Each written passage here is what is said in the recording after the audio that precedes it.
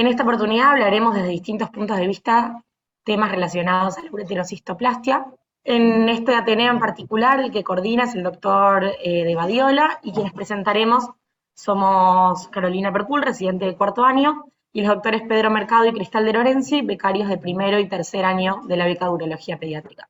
Buenos días a todos, ¿qué tal? ¿Cómo les va? Gracias, Carolina. La intención del Ateneo es, si bien siempre uno de los principios de las revisiones bibliográficas, la onda es que tengamos un artículo que salió antes de ayer, ¿no es cierto? Bien actualizado, bien del momento, bueno. La onda de este bibliográfico es todo lo contrario. Es tomar un artículo que ya tiene años, y dado que tenemos como estrellas invitadas a la mayoría de los autores, ahí lo veo presente al doctor Luis Pascual, de Mendoza, es interesante en el fanatismo al seguimiento a largo plazo, que para muchos es los verdaderos resultados. Bueno, parte de los autores podremos decir, de todas estas ampliaciones con uréteres, cuántas se terminaron reampliando. Pero primero vamos a ver algunos artículos que colaboraron al artículo central y el artículo central. Adelante, Carolina. Bueno, ¿cómo están? Para empezar vamos a empezar con un caso clínico disparador. Vamos a presentar un paciente que actualmente tiene 18 años y como diagnóstico de base es un paciente con mielomeningocele, que a partir del año de vida se le hizo una vesicostomía por episodios reiterados de infecciones urinarias y que después de esa no tuvo infecciones posteriores. A los 5 años se realizó estos exámenes complementarios. Recordemos que el chico tiene 18 ahora, esto fue a los 5. Una cisto-video urodinamia con una capacidad vesical de 130, con una presión de fin de lleno de 20, un reflujo vésico-ureteral izquierdo grado 5 a los 20 mililitros y 2 centímetros de agua a muy baja presión, y con pérdida de orina a los 100 mililitros y 20 centímetros de agua. Tenía ecografías que evidenciaban riñones de 71 y 67 milímetros, con una pelvis renal izquierda de 21 milímetros. Tenía MAG3 y DMSA, que evidenciaban ambos una función renal relativa del 24% para el riñón izquierdo, y que en el radiorenograma se evidenciaba una fase vascular conservada, normal, fase parenquimatosa aplanada, que evidenciaba un déficit funcional, y una fase eliminatoria en lentecía, todo esto del riñón izquierdo, con una curva normal para el riñón derecho. En el DMSA también se veían áreas hipocaptantes en ambos riñones. A los 5 años, con estos estudios, se realizó una ureterocistoplastia ampliación, con transureteroanastomosis, y se colocó un esfínter urinario artificial. A su vez, en el mismo procedimiento, se colocó un ostoma fecal continente. A los 13 años presentó dificultades en el cateterismo intermitente limpio, con lesiones de uretra al empezar a hacer el cateterismo solo, y luego de 2 episodios se realizó un ostoma urinario continente con técnica de Monti. Actualmente, como decía, el paciente tiene 18 años, está continente urinario y continente fecal, tiene el esfínter urinario desactivado, pero con eso es suficiente para mantener la continencia, y se mantiene en cateterismo intermitente limpio. Tiene una capacidad vesical de 450 mililitros, sin hiperactividad del detrusor, sin reflujo y sin infecciones urinarias. Bueno, en cuanto a los artículos complementarios, lo que primero traemos a colación es, no podemos dejar de lado a Tony Atala, que es pionero en la generación de tejidos en laboratorio, y que acá lo que traigo es básicamente una editorial del Journal del Urology, donde habla sobre el pasado y el futuro del diseño de vejigas en laboratorio. Él comienza diciendo que en los 50 primero lo que se empezaron a usar son materiales acelulares, como esponjas de polivinilo, teflón, silicona, más que nada en animales, que digamos dan una buena generación vesical en ratas, pero en animales más grandes no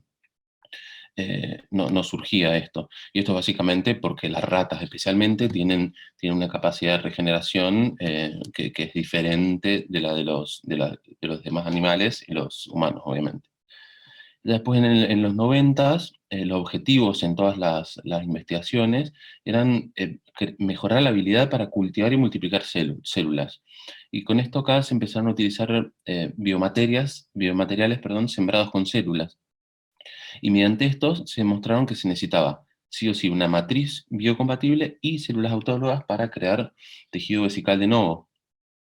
Es así que surgieron, digamos, más estudios con polímeros biodegradables, donde se pudieron lograr vejigas de diseño, y Atara lo pudo lograr en el 98, donde ellos crearon vejigas en 7 pacientes, donde ellos dicen que tienen buenos resultados, o por lo menos así es como lo cita él, que después de 15 años los pacientes are doing well.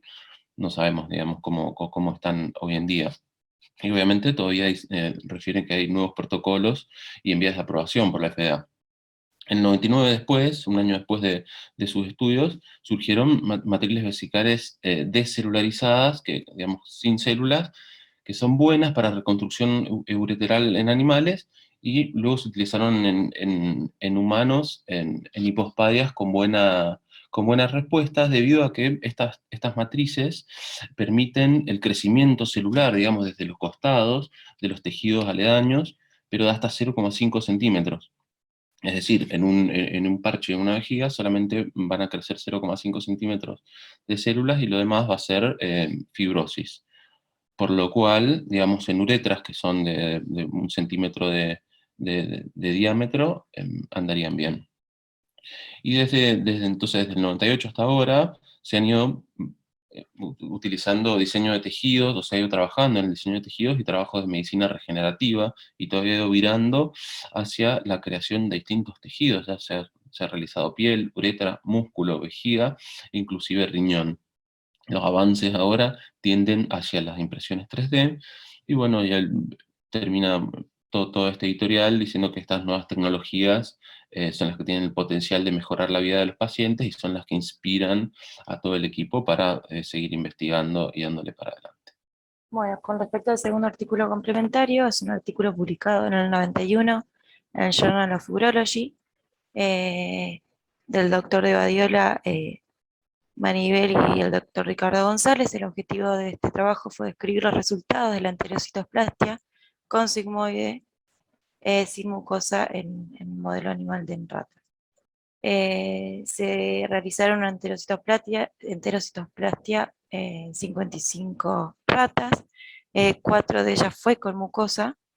Se la realizó previamente previo a la ampliación vesical, un cistograma preoperatorio. Luego se realizó la cirugía, la ampliación con parches sigmoides, en su mayoría desmucosado, y se sacrificó luego a las ratas entre 5 y 80 días postoperatorio, con una medida de 30. Previo a eso se le realizó un cistograma a todos. Los resultados que demostraron fue, de total de 55 ratas, 51 se realizaron sin mucosa, 5 de ellas fallecieron, 4 fue por causa anestésica y 1 por dehiscencia, 6 tuvieron fístulas colovesicales y 11 tuvieron cálculos. Estas, tanto las fístulas como los que fallecieron, se excluyeron para poder evidenciar bien los resultados. Entonces, el total de estas 55, que se analizaron las 40, tuvieron una capacidad prequirúrgica de 2.35 mililitros, y postquirúrgico con un aumento de 5 mililitros. Aumentó entonces en todas las ratas aumentó la capacidad estadísticamente significativo. Con respecto al parche, tenían un tamaño de 1,8 centímetros y aumentaron a 2,3, no disminuyó ninguno el tamaño, tenían un tamaño de 2 centímetros, pero no fue estadísticamente significativo.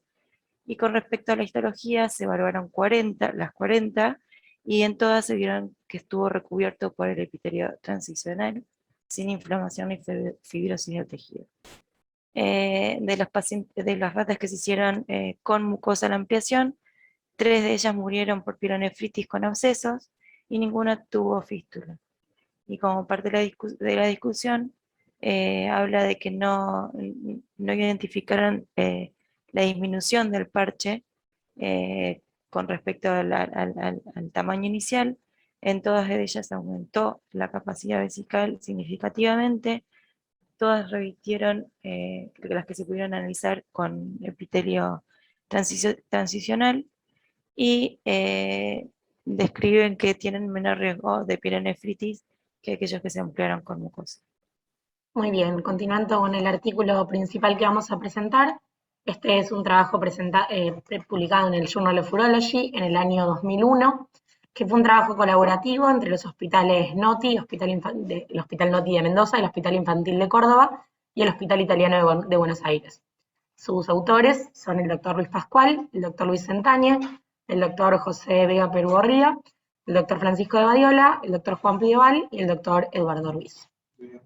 Este trabajo se titula, tiene que ver con el uso del segmento distal del uréter exclusivamente como tejido de elección para las ampliaciones vesicales.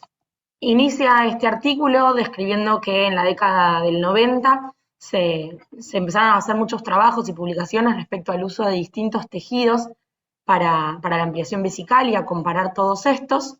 Era conocido ya que el uréter presentaba menos complicaciones como tejido que las ampliaciones hechas con intestino, ya sea delgado o colon. Sin embargo, los pacientes candidatos a tener este tipo de ampliación vesical eran los menos debido a que necesitaban tener un uréter dilatado y probablemente una unidad renal no funcionante.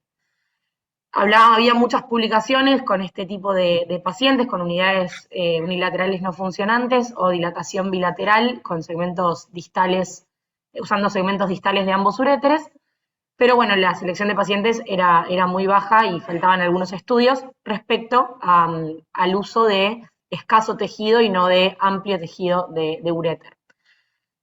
Los resultados que estaban publicados hasta el momento eran comparables a las ampliaciones de intestino en cuanto a los resultados urodinámicos y clínicos.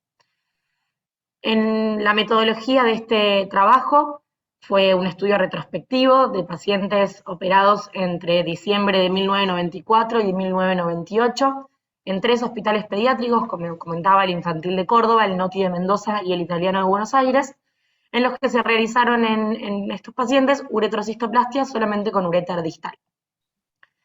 Hubieron en total 17 mujeres y 5 varones, con una edad media de 7 años y 2 meses. Los diagnósticos, el diagnóstico principal, el más frecuente, fue mielomeningocele, y de los pacientes que se operaron y se tuvieron en cuenta, un 91% habían presentado episodios de infecciones urinarias febriles a repetición, 14 tenían reflujo que en 3 casos era bilateral, 15 pacientes tenían cicatrices pielonefríticas en los enteyogramas, 5 tenían enfermedad renal crónica y 19 estaban en cateterismo, oxibutinina y antibióticos. En todos estos pacientes se realizó un abordaje extraperitoneal utilizando segmentos de uréter con una media de 11 centímetros, entre 9 y 14, y con un diámetro en promedio de 1,3, que fue entre 0,8 y 2,5 centímetros. Los últimos, en todos los casos, el último centímetro o 2 centímetros se mantuvieron sin abrir para conservar bien la vascularización del uréter. Con respecto a los resultados, el seguimiento fue de un promedio de una media de 22 meses. La mayoría de ellos permanecieron en cateterismo limpio intermitente, y de estos 19 secos, con cateterismo intermitente cada 4 horas. Uno de ellos, el multiquirúrgico, era un paciente seco que luego de la cirugía fue poliúrico incontinente a pesar de tener una capacidad vesical de 400 centímetros cúbicos. Y en el seguimiento, además, 6 pacientes presentaron infecciones urinarias sintomáticas. Con respecto a la hidronefrosis, resolvió la mayoría, en 14 de ellos, en 6 mejoró y en 2 permanecieron sin cambio. La creatinina en los pacientes con insuficiencia renal crónica mejoró. Y con respecto a la urodinamia, tuvo un aumento medio de 149 centímetros cúbicos con una estadísticamente significativa. Como respecto a complicaciones a largo plazo, Un paciente persistió con un reflujo vesicoureteral persistente. Un paciente tuvo un deterioro de la función vesical sin deterioro clínico. Y un paciente tuvo una perforación espontánea del parche ureteral que requirió la colositoplastia. Bueno, entonces en la discusión de este trabajo se habla de que el uroterio utilizado para la ampliación vesical, digamos, es el mejor tejido que podemos utilizar debido a la disminución en la formación de litiasis, la disminución en las infecciones urinarias, las pocas alteraciones metabólicas que esto conlleva y que también, digamos, carece de las complicaciones intestinales versus las enterocistoplastias. Lo que sí, obviamente, no siempre se cuenta con un uréter dilatado y completo. Es por eso que en los uréteres moderadamente dilatados, como los utilizados en este caso, los cuales han tenido reflujo o ureonefrosis, fueron reportados también en otros dos trabajos, uno por Hitchcock, donde en el año 94 ellos vieron que tenían un 211% de aumento del volumen vesical. Y después Subieta en el 99 tuvo 230 aumento de la capacidad, con hasta un 92,3% de mejoría clínica, que es más o menos lo que tuvo después Pascual y colaboradores en este trabajo, donde se vio que había un aumento menor a una presión segura, pero con una mejoría clínica. Y eso es lo que valoran mucho, digamos, los autores, la mejoría esta clínica, donde cuando compararon con las capacidades, digamos, las capacidades vesicales que deberían tener los pacientes, vieron que la mitad de ellos por lo menos tenían buenas presiones de fin de lleno. La mayoría de estos pacientes quedaron secos con cateterismo cada 4 horas, donde 3 de ellos todavía requerían oxibutinina. Entonces, también lo que evidenciaron en este grupo de pacientes es una buena efectividad para tratar el reflujo y una forma de evitar la enterocistoplastia. Digamos que lo que queremos es estar lejos debido a sus complicaciones. Y sí, lo que ellos hacen hincapié es que este fue el primer reporte de perforación de la ureterocistoplastia que requirió una enterocistoplastia, pero esta fue realizada en otro centro directamente, digamos. El paciente cayó en otro centro y ahí se hizo el procedimiento. Entonces, lo que concluyen los autores es que el uréter distal dilatado es una buena estrategia inicial para la ureterocistoplastia, para tratamiento de vejigas no complacientes de alta presión, y que provee una capacidad que es suficiente para crear un buen resultado clínico y adecuado intervalo de cateterismo con baja tasa de complicaciones. Estudio, sí. Si el título es acorde al tema de estudio, sí. Fue publicado en una plataforma validada, sí, Journal of Urology. El objetivo de leer este artículo es de conocer diferentes opciones terapéuticas y, digamos, si tuvo doble ciego o aleatorización, no la tuvo, pero sí tuvo resultados significativos con P menor a 0,05. Bueno, muy bien. Muchísimas gracias a becarios y residentes. La verdad que en un tiempo de 19 minutos han podido sembrar una plataforma que nos permite ahora mucho tiempo para discutir.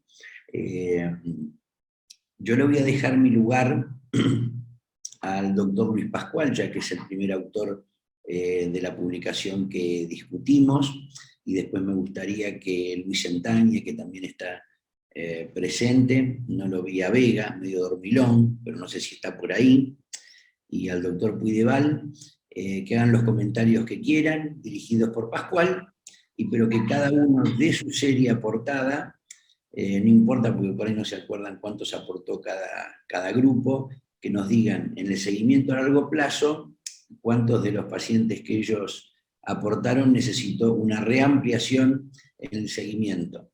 Carolina, ¿nos puedes decir, para empezar por casa, de nuestra serie, cuántos necesitaron una reampliación a largo plazo? Sí, de todos los aportados por el Hospital Italiano a ese trabajo, uno solo. Uno solo. Bueno, Luisito, estamos en tus manos. Bueno, buen día y gracias por la invitación y qué placer verlos a todos ustedes. Creo que esto hay que empezar poniéndolo en el contexto de la época. Después de varios años de ampliaciones vesicales con intestino, empezaron a aparecer trabajos sobre complicaciones, la enterocitoplastia, de la producción de moco, las litiasis, las infecciones, las perforaciones y las neoplasias. De manera que empezó a haber una búsqueda de otros horizontes, donde tuvieron los trabajos de ustedes con Ricardo de las ampliaciones desmucosadas. En el 93 aparecieron los dos primeros trabajos, o tres primeros trabajos sobre... y parecía ser algo promisorio, y empezamos a empujar los límites. Este trabajo nace un poco después de una presentación que hicieron en el Journal of Urology en el año 99, también un trabajo conjunto entre el Hospital Italiano de Buenos Aires y el Hospital Ezequiel González Cortés de Chile, que participó Ricardo Zulueta, donde evaluaron pacientes ampliados con uréter divididos en tres grupos: aquellos que fueron ampliados con un solo uréter dilatado, otros con doble uréter, ya fuera de los dos lados o de doble sistema, y un tercer grupo, que fueron 13 pacientes, ampliados con un solo uréter distal. Entonces, en esa época, con Eduardo, con Pachi, con Bebu, todo el equipo, estuvimos discutiendo de ponerle números a esto, y nos llamaba la atención que un segmento de uréter de 10, 12 centímetros, que si sacamos el volumen del cilindro podía tener una media de 12 o 13 centímetros cúbicos, pudiera llegar a generar un aumento de la capacidad y una reducción de la presión que pudiera ser significativo. En ese trabajo inicial que hicieron con el Ezequiel González Cortés, los dos primeros grupos, los de uréter completo y los de doble uréter, eran comparativos en aumento de la capacidad. Pero el tercer grupo, que era el de los uréteres distales, si bien aumentaba, no era tan significativo, pero era suficiente como para generar buenos resultados. Y así fue que encaramos este trabajo, en el cual nosotros aportamos 10 pacientes, el Hospital Italiano 8 y Morrucho 4 pacientes. Estos resultados fueron llamativos y satisfactorios en ese momento para nosotros. Se hizo un buen análisis estadístico y probablemente el sesgo de la confirmación en esa época nos llevó a hacer muchas ureterocistoplastias. Nosotros, aparte de esas, hicimos varias más. En el año 2010, con motivo del Congreso Argentino en Rosario, Eduardo tenía la inquietud de que revisáramos esto, me pidió que lo hiciera, y volvimos a revisar este trabajo. No sé, no lo voy a compartir, pero si me permiten salirme para mirar un poco los datos, en el año 2010, después de 10 años de publicado el trabajo y con 13 años de seguimiento, decidimos hacer algo sencillo, una evaluación sencilla. Nos enviaron todos datos, hicimos primero una encuesta a todos los centros que habían hecho ureterocistoplastia, los de nuestro trabajo y los de los trabajos previos, preguntándoles cuántas ureterocistoplastias habían seguido haciendo en los siguientes quinquenios. Lo segundo que hicimos fue hacer una evaluación de las publicaciones en PubMed, buscando ampliaciones vesicales con uréter. Y el tercer punto que investigamos fue la evolución de nuestros pacientes en el largo plazo. Y les comento un poco los resultados. Con respecto a las publicaciones en PubMed, entre el año 1993 y 2010 hubo una explosión de trabajo. Del 93 al 2004, se presentaron cerca de 40 trabajos o 45 trabajos, y en los años subsiguientes, del 2005 al 2010, cayó el interés y se publicaron 12 trabajos.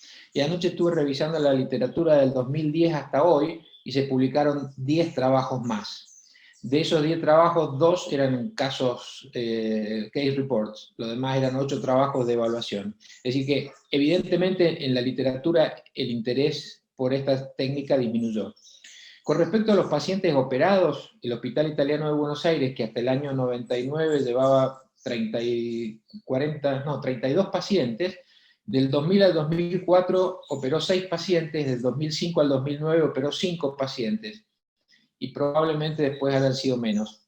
En el Hospital Pediátrico de Mendoza, en la época de nuestro trabajo, operamos 10 pacientes, después en el quinquenio siguiente 6 pacientes, y después no hemos vuelto a operar en los últimos años ureterocystoplastias. Y en Miami, que Miguel Castellán nos aportó sus datos, también tuvieron una caída similar. El Hospital Infantil de Córdoba, Morrucho nos respondió que ninguna desde el año 2000, y en el Ezequiel González Cortés, Subieta, muy pocas en los últimos años. Con respecto a la evolución del largo plazo, en noviembre del 2010, de los 22 pacientes originales de la serie, un paciente había fallecido por una neumonía a los 2 años de la cirugía, 5 pacientes se perdieron de seguimiento con una media de 2 años y medio de posoperatorio, y pudimos obtener datos y revisar las historias de 16 pacientes con un seguimiento de prácticamente 13 años.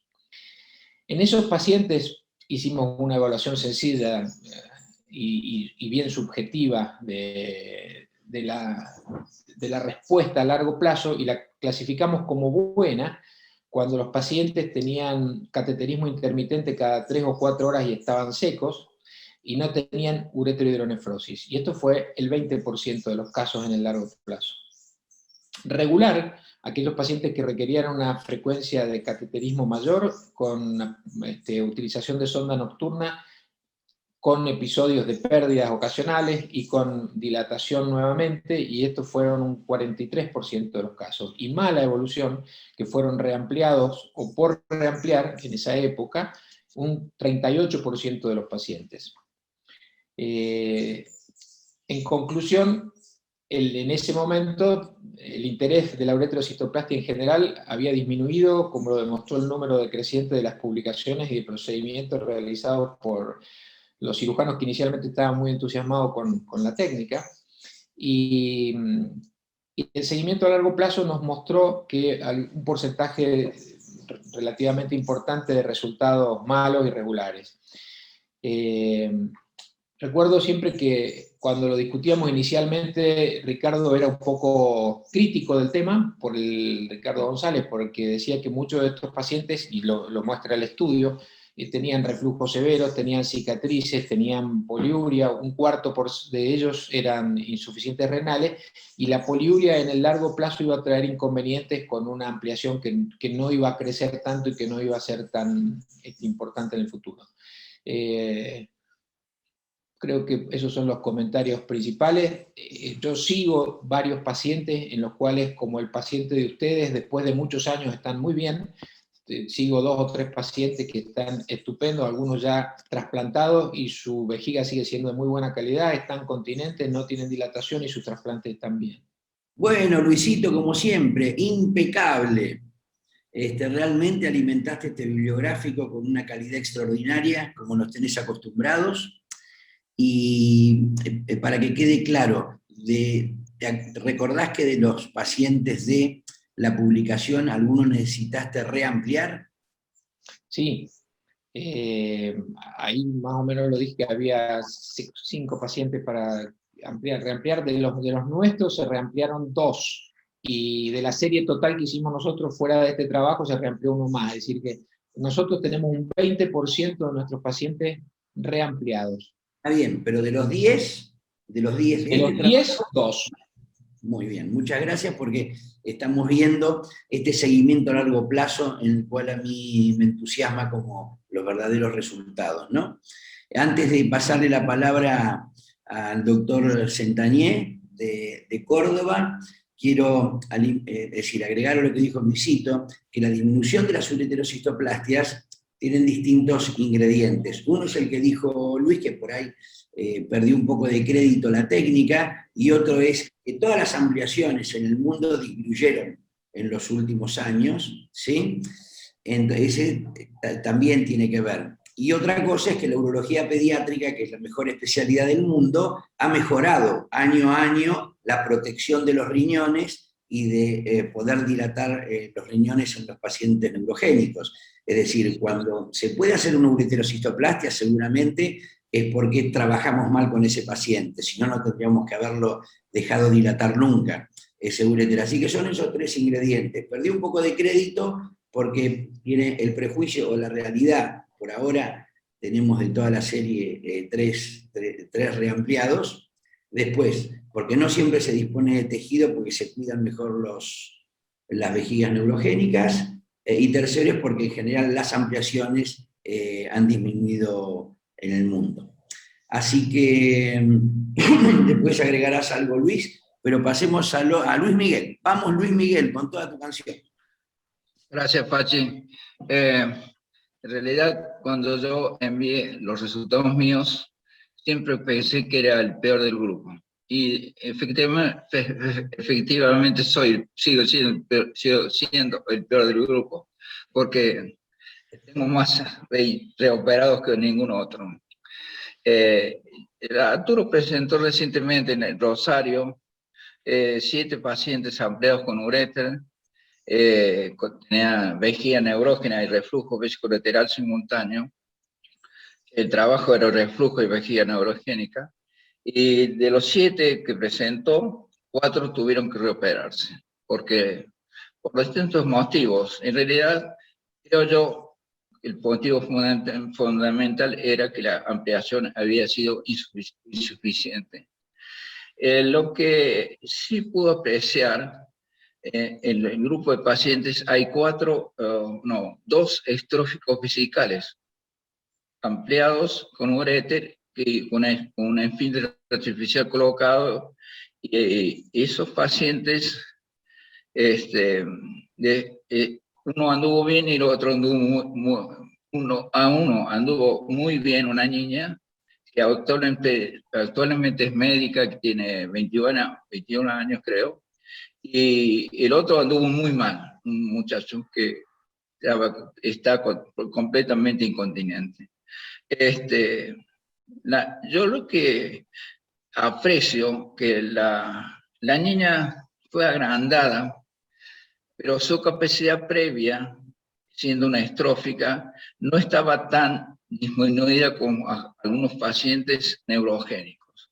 Lo que tengo la impresión que cuando uno necesita ampliar una vejigas en proporciones muy altas, cuyos resultados iniciales fueron buenos y fueron publicados por Luisa aquí, con el tiempo esos pacientes no van a ser ampliaciones suficientes. No sé por qué, posiblemente por extracción del parche o una cosa así, falta de crecimiento, o posiblemente una mala moderación del paciente en el momento de la asignación de la ureterocitoplastia, que posiblemente ya eran insuficientes en este tiempo, leves, y que con el tiempo fueron insuficientes, polióricos, y la situación se complicó.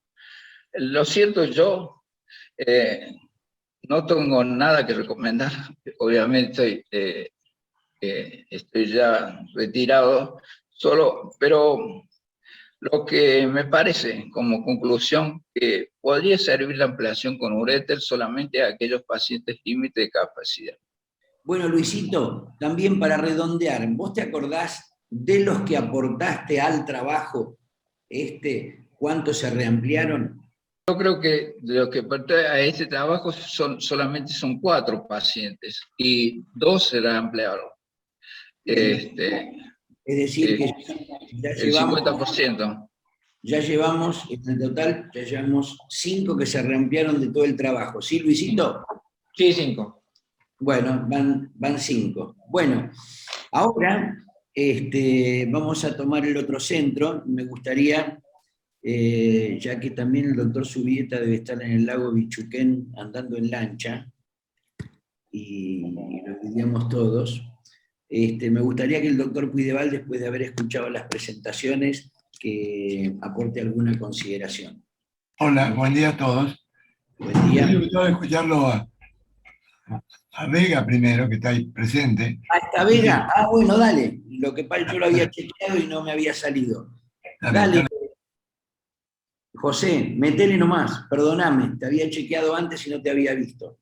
Sí, estuve desde el primer momento, estuve escuchando todo y bueno, creo que Luis hizo una síntesis muy completa de todo lo que en aquel momento hicimos.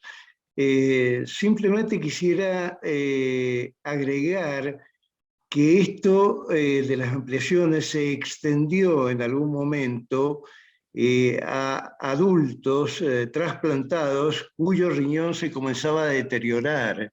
Y en algunos de esos casos, particularmente yo hice 2 con el doctor Fernando Cantón, que urólogo de adultos, notorio, entrenado en Lyon, que tenían deterioro después del trasplante, y hicimos enterocistoplastias y fue absolutamente mejorando. Y entiendo que el doctor Cantón hizo después 6 casos más en los cuales tenía deterioros por altas presiones en pacientes trasplantados adultos, con buenos resultados. No conozco los detalles íntimos, pero bueno, en algunos casos trasciende la urología pediátrica para llegar al adulto.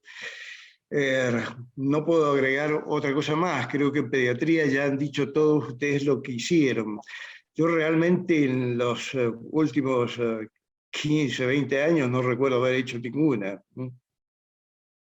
Muchas gracias, José, y qué lindo tenerte y escucharte. Bueno, Gracias, Pachi, un placer. Los datos de Mendoza ya fueron compartidos por Luisito, así que no te pido ningún otro dato. Así que bueno, yo antes de que inicie algún comentario el doctor Puigdeval, quiero hacer la reflexión sobre esto de ver un trabajo de pacientes que tienen más de 20 años de seguimiento. Creo que es una riqueza que solo el seguimiento prolongado nos puede aportar este tipo de resultados. Por eso yo, digamos, cuando hablan de la urología pediátrica transicional, es decir, en donde un paciente sale despedido hacia el medio de los adultos para que lo siga otro, si esto se realiza como está propuesto en la mayoría de los lugares donde se propone, todos estos seguimientos nosotros no los podríamos tener y no podríamos hablar de los verdaderos resultados. Puigdeval. Bueno, sobre este bibliográfico quiero aportar 2 cosas. Primero, es que es interesante que la gente joven vea cómo distintos lugares se incorporan a trabajar en conjunto en algo. Es algo que siempre hemos insistido de siempre, y que en esa época se logró, base a la amistad que se generó entre todos nosotros. Segundo, quiero decir que siempre estoy fuera de foco en el sentido de edad. Yo era mucho mayor que todos ustedes, como soy mucho mayor ahora. Entonces, funcioné más como un controlador del entusiasmo, y creo que el entusiasmo fue uno de los factores que dio lugar a mayor número de operaciones en esa época. La situación motivaba eso por las discusiones que había, y el entusiasmo existía. Pienso que después la disminución del número de publicaciones puede estar condicionada por esa falta de operaciones, por falta de entusiasmo. Y la otra razón que yo creo que hay menos ahora es porque se está ejerciendo prevención. Ninguna duda que una vejiga que tenga poca capacidad, que sea hipertónica, a medida que el daño real sea mayor, las consecuencias van a ser mucho mayores, y la situación posterior de una operación va a ser mucho más compleja, porque necesita mucho más volumen hasta el paciente poliúrico.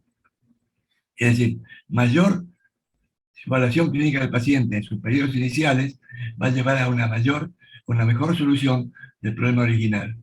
Y eso va a proteger más el riñón y va a disminuir el número de ampliaciones. Más otros factores que puede haber. No basados en... Entiendo que lo otro es que lo que prueba este estudio prolongado que se ha hecho acá es que es muy bajo el número de problemas de necesidad de reampliación. Es interesante porque se cuestiona el uretre como factor de ampliación. Sin embargo, en aquellas vejigas que tienen una moderada disminución de capacidad y que no va a aumentar el curso del tiempo porque tiene una función renal aceptable, no poliúrica, van a funcionar. Bueno, creo que es eso. Fue una época que me recuerda el entusiasmo que había y cómo lo difícil que era frenar los casos, a veces. Nada más. Bueno, fantástico. Muy bien. Ahora, la verdad que hemos concentrado la información en 40 minutos, lo cual eso es muy rico, y sería interesante que surjan preguntas, sobre todo de la gente joven, ¿no? Que si en los últimos años hicieron pocas ureterocistoplastias, bueno, ellos vieron hacer pocas ureterocistoplastias y deben tener algunas interrogantes técnicos. Por ejemplo, hablamos de ampliaciones con uréter parcial, conservando las 2 unidades renales. Con Eduardo y el doctor Puideval hemos hecho en 2 pacientes, utilizando los 2 uréteres, haciendo una transurétero y reimplantando el uréter al pie, ¿no? No es que siempre se puede usar, o cuando hay que sacar una unidad renal y usar todo el uréter, o el uréter parcial y hacer una transurétero. También hemos utilizado los 2 uréteres distales. Y también hemos combinado, con este prejuicio o no, en cada paciente, hemos utilizado la combinación de hacer una ureterocistoplastia y con una porción de intestino, mezclados los 2. Bueno, a ver, Percul, si entusiasmas a la gente joven a que haga alguna pregunta. Sí, acá estamos con los residentes justamente conversando un poco. A medida que los escuchábamos, primero muchas gracias por todos los aportes. Realmente está buenísimo poder, después de tanto tiempo del estudio, poder ver el seguimiento a largo plazo con los mismos autores del trabajo y conocer la experiencia de los resultados a largo plazo con estos pacientes, que uno lee la evolución temprana, pero no siempre tiene la suerte de tener la evolución tardía. Durante la semana estuvimos conversando un poco a medida que preparábamos el Ateneo, evacuamos algunas dudas que teníamos, las comparto para quien le sirva de la gente joven. Hablábamos un poco de cómo afectaba esto de no abrir los segmentos, los 2 centímetros más distales del uréter para conservar la vascularización, si este pequeño divertículo, saliencia que queda generaba alguna afección. El doctor de Badiola nos comentaba que no, y de la importancia de conservar esa vascularización, la reforzaba mucho. A mí lo que no me termina de quedar del todo claro, quizás porque no, bueno, sin duda porque no viví la transición desde el momento en el que se publicaron muchas cosas respecto a estos pacientes y estas series de ureterocistoplastias, como bien comentaba el doctor Luis Pascual, y cómo se dejaron de hacer en el tiempo. Desde lo conceptual me quedo con que el uréter me parece un muy buen tejido para ampliar vejiga, respecto a que tiene muchísimas menos complicaciones litiásicas, infecciosas, metabólicas, que las de intestino. Y no me queda del todo claro, más allá de esto que comentaba el doctor de Badiola, de que cuidamos mejor los uréteres de los pacientes y tenemos menos pacientes candidatos, ¿por qué se perdió tanto el uso de esta cirugía? A ver, bueno, elijamos al doctor Luis Pascual, que empiece la ronda de vuelta para que responda. Qué pregunta. Es difícil responderlo con datos objetivos. En realidad, si analizás la literatura no solo de esto, sino de muchas cosas, te encontrás con que tenemos siempre un sesgo de confirmación para el entusiasmo. En la época que se hacían las uretroplastías con mucosa vesical, era fantástico, nos iba re bien y se publicaban resultados maravillosos, pero años después no las hacía nadie y empezaban a hacer la técnica de Koyanagi, y años después, con resultados fantásticos, nadie la hacía más y aparecían las mucosas bucales, y así va pasando. Yo creo que todo esto tiene que ver con una falta de seguimiento. Nosotros tenemos acá en Mendoza buen seguimiento de los pacientes porque no tienen otra opción, todo queda lejos y el hambre y la misiadura hace que sigan atendiéndose con nosotros, así que seguimos enfrentándonos con los problemas y seguimos viendo a nuestros pacientes hasta 20, 30 años, los seguimos viendo y cuesta que los podamos trasladar a los médicos de adultos. Yo creo que el hecho de seguir los pacientes y ver los problemas y las complicaciones en el largo plazo hace que a veces el entusiasmo inicial se modere. Ahora, yo de nuevo insisto en que tengo pacientes en seguimiento hoy que le hicimos, recuerdo, un paciente que hicimos con Eduardo, con una estrofia de vejiga. Ese paciente tiene hoy 27, 28 años y sigue teniendo una vejiga con buenas presiones, con buena capacidad, se hace un cateterismo por un Mitrofanov, y el paciente está con una función renal normal y seco. Tengo 2 pacientes con síndrome de Down que hicieron unas vejigas neurogénicas centrales. Ambos tenían muy mala acomodación y una capacidad regular, los ampliamos con uréter y tienen una excelente evolución, están trasplantados los 2 hace 20 años, uno y el otro está trasplantado hace como 15 años, y sus vejigas siguen funcionando bien, es decir, que en algunos pacientes funcionó muy bien, quizás del entusiasmo inicial pasamos a un rechazo porque hubo varios pacientes que se tuvieron que ampliar y otros que si inicialmente les redujo la hidronefrosis y disminuyó la incontinencia o mejoró la continencia, años después por la poliuria volvieron a caer en el mismo problema, en hidronefrosis e incontinencia nuevamente. Yo creo que eso nos desanimó porque no solo es el punto final de evaluación si hubo que reampliarlos o no, que hubo que reampliar un 25% de la serie, sino que también muchos que no hubo que reampliar, por la progresión de su fallo renal y de su poliuria, volvieron a tener incontinencia y volvieron a tener hidronefrosis. Yo quisiera agregar, insisto, algo que lo pasaste muy rápidamente. Una, recordarle a Percul que para hablar de que disminuyó la indicación, habría que ponerlo en la relatividad de todas las ampliaciones vesicales, porque todas las ampliaciones vesicales han disminuido. Entonces habría que ver antes qué porcentaje tenía de todas las ampliaciones y ahora qué porcentaje son eritrocitoplastia de todas las ampliaciones que se hacen hoy, ¿no? Eso por un lugar. Y otra cosa que dijiste muy interesante, y que me parece que es el punto a partir de acá, es la mala acomodación. Hay pacientes que terminan ampliados porque tienen mala acomodación y tienen un reflujo y tienen un uréter gordo y demás. Pero con mala acomodación, que la capacidad finalmente, si uno mira la vejiga sin pensar lo que se lleva el uréter, es el defecto que le trae sus consecuencias. Bueno, para el paciente que tiene mala acomodación, sí, la ureterocistoplastia es la indicación precisa si tiene un uréter disponible. Y aunque sea muy poquito el uréter que tiene, le va a venir bien, porque a la mala acomodación, con que vos le partas la vejiga, ahí ya le das una gran solución. Sí, bueno, y finalmente que, de nuevo, que hicieron hincapié Pachi, Beu, todo, lo dice Alfred Blaylock en el prólogo de su libro, que los buenos resultados de una técnica se conocen rápidamente, para los malos resultados hace falta muchos años de seguimiento. Y eso es verdaderamente cierto y creo que haríamos una contribución importante si publicáramos más datos alejados, inclusive de trabajos publicados o de revisiones, publicar datos de pacientes alejados, porque eso contribuiría a morigerar un poco los impulsos que tenemos así con cada cosa que hacemos, porque hoy parece ser que con un buen análisis estadístico justificamos todos los resultados y está bárbaro. Pero el largo plazo te enseña muchísimo.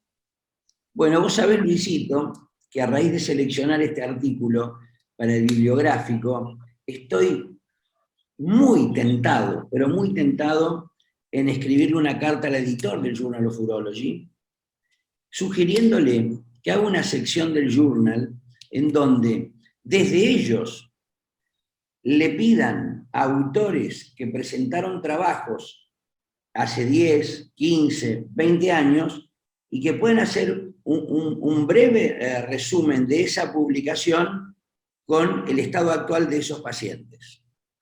Yo creo que sería sumamente enriquecedor. Estoy muy, muy tentado en escribirle una carta.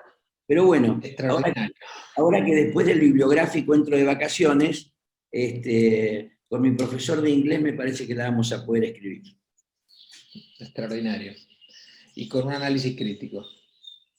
Sí, bueno, eso que ya lo manejen, es una sugerencia de que llamen al doctor fulano que publicó 450 hipospadias con tal técnica, hoy cómo están esos pacientes. nada más. Por ahí nos encontramos con alguna sorpresa que nadie sabe nada de lo que hizo hace 20 años y los pacientes andan con uretrotomías, andan abriendo la uretra con una tijera de mayo para resecarle la próstata, qué sé yo.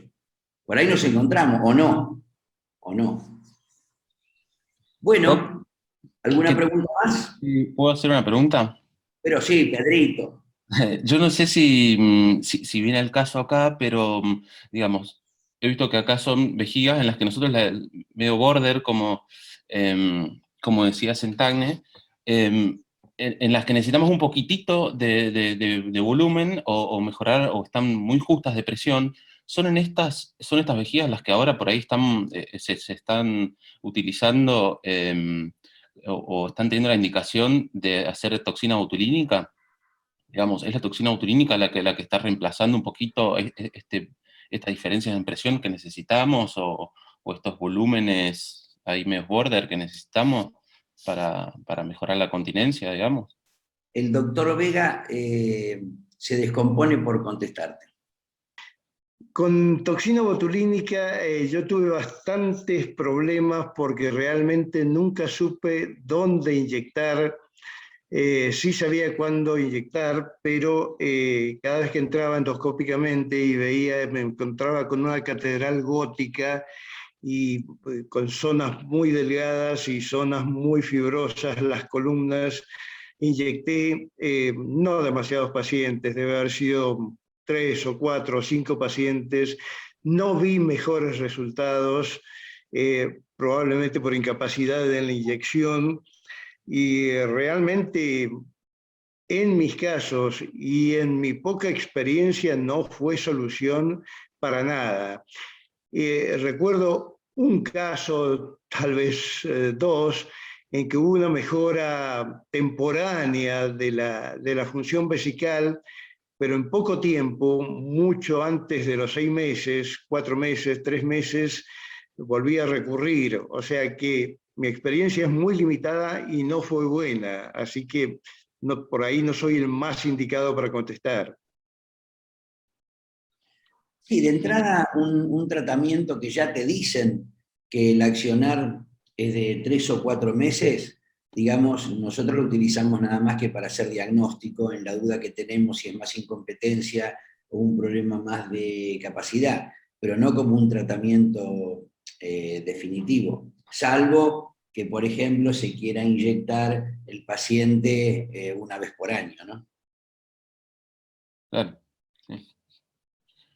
Sí, digamos, todo, yo, digamos, viendo la progresión que tuvo desde lo que decía Pascual, desde las ampliaciones, que empezaron a aparecer las ampliaciones, primero con distintos segmentos de intestino, del tracto digestivo, después, bueno, con uréter para mejorar el tejido, pero digamos, como para evitar las ampliaciones, creo que es lo que por ahí se busca con esta técnica. Sí, te acordás que ya charlamos de eso, ¿no? Cuanto más evitemos una ampliación que está indicada, más insuficiencia renal tenemos. Es decir, cuando está indicado y no hay que darle vuelta al cuento.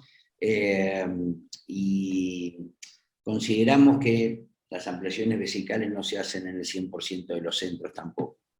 Entonces, donde no se hacen, a veces la resistencia es mayor que donde se Ese es el punto. Hay menos necesidad de ampliación porque más tempranamente la gente está más preocupada por lo que ocurre y cómo es la progresión de la enfermedad. Al ver y hacerlo en un momento oportuno o detener el proceso en el momento oportuno hace que haya menos necesidad de ampliación, ninguna duda. Ha cambiado la forma de enfocar el problema del mielomeningos. En todo sentido. En todo sentido. Bueno, ¿alguna otra pregunta? Creo que el doctor Vega... Yo tengo una pregunta no. cortita. ¿Sacaron algún parámetro que pueda definir cuáles son los que van a andar bien o mal los pacientes? ¿Repetí? ¿Algún parámetro que pueda saber si cuál va a andar bien o cuál va a andar mal? Algo preoperatorio que te permita saber. Bueno, de eso hablábamos un poquito recién, ¿no? La indicación fundamental... Baja capacidad. Es capacidad vesical borderline y mala acomodación, esa probablemente sea la que va a andar bien. La que tenga una capacidad fundamentalmente muy disminuida, es la que yo la combinaría hoy, si tengo el uréter disponible, el uréter y una porción de intestino. Pero si tiene intestino, ¿por qué no usar intestino digamos, no tocar el riñón? Porque si usás el uréter, si lo tenés a disposición, ¿no? Y la capacidad es muy chica, uso más uréter, uso menos intestino, menos moco, menos bacteriuria, menos litiasis. Voy a terminar dándole la razón a García Fernández. Hacemos ampliaciones chiquitas. Sí que le cayó mal en la gracia, pero posiblemente hay que rever cosas. Sin duda hay que rever cosas. Esto tiene que ver sobre todo con la ponderación de la insuficiencia renal precoz hace 20 años, era mala. Esos chicos eran insuficientes renales cuando se operaron, progresivamente progresaron la insuficiencia renal independientemente de la ampliación. Hubieran ido a la insuficiencia renal con cualquier segmento. Eso es lo que tengo yo aprecio. Pienso, digo. Entonces, esa ponderación preoperatoria, la valoración de la insuficiencia renal, claramente como se hace ahora, cuando un chico tiene insuficiencia renal y va a ser crónico, solamente con poliuria inicial y los otros valores normales, hace que ese paciente se pondere de manera diferente. Cuando crece, cuando llega a la adolescencia, la insuficiencia renal latente se hace insuficiencia renal crónica, insuficiencia renal verdadera, y tiene necesidad de otras cosas. De hecho, hay varios pacientes trasplantados. Vega mencionó que Cantón ha trasplantado un número importante de pacientes operados por nosotros antes. Eso indica que la ponderación de insuficiencia renal tal vez no fue la correcta en ningún momento. Hay otras causas que agravan la situación. La infección la vejiga neurógena no se cura solamente haciendo ampliaciones correctas, con la utilización de uréter, porque esas vejigas sometidas a cateterismo intermitente durante muchos años se infectan fácilmente. Entonces la infección urinaria en la vejiga neurogénica es una constante. Y si no combatimos correctamente la infección urinaria en chicos que no están ampliados, que se infectan lo mismo, es una agravante situación en el tiempo. Eso me parece a mí que la ponderación preoperatoria exacta de la insuficiencia renal tiene que ser más ajustada. Y simplemente pensar que si concluimos que los pacientes que andan mejor son los que necesitan ampliaciones más pequeñas, estamos reconociendo que algo hay en estos pacientes. Eso decía cuando me refería graciosamente a García Fernández. No sé. No, Luisito, muy bien. Les quiero... Sí, dale. Iba a hacer un último comentario ya relacionado con el marco global de todo esto. Además te iba a pedir que cierres. Siendo las 8, hacé el comentario y por favor... Exacto. Sí, no quería arrogarme el cierre, pero quería hacer un último comentario. Se ve que los impulsos siempre son multicéntricos, y este año creo que vamos a spoilear algo de la SAU, pero me llamaron hace una semana o 10 días para Fadil, que está el nuevo secretario, que el interés este año se le ocurrió que revisitemos, es decir, va a ser volver al futuro, revisitar cosas, ¿por qué no lo hago más? Y nos pidió que el primer Ateneo, que es el que nos toca a nosotros, eligiéramos algún tema y va a ser sobre hipospadia, y la idea va a ser revisitar todo lo que hacíamos y hoy no hacemos. ¿Por qué? A ver si reflexionamos un poco también aprovechando el seguimiento a largo plazo. Eso es lo más interesante. Y bueno, muchas gracias. La verdad que ha sido muy entretenido y lindo el Ateneo. Muy bien, muchísimas gracias a todos, nos vemos el próximo bibliográfico. Agradezco de forma muy cariñosa el aporte de todos y con gente así los bibliográficos se disfrutan de otra manera. Nos vemos. Gracias.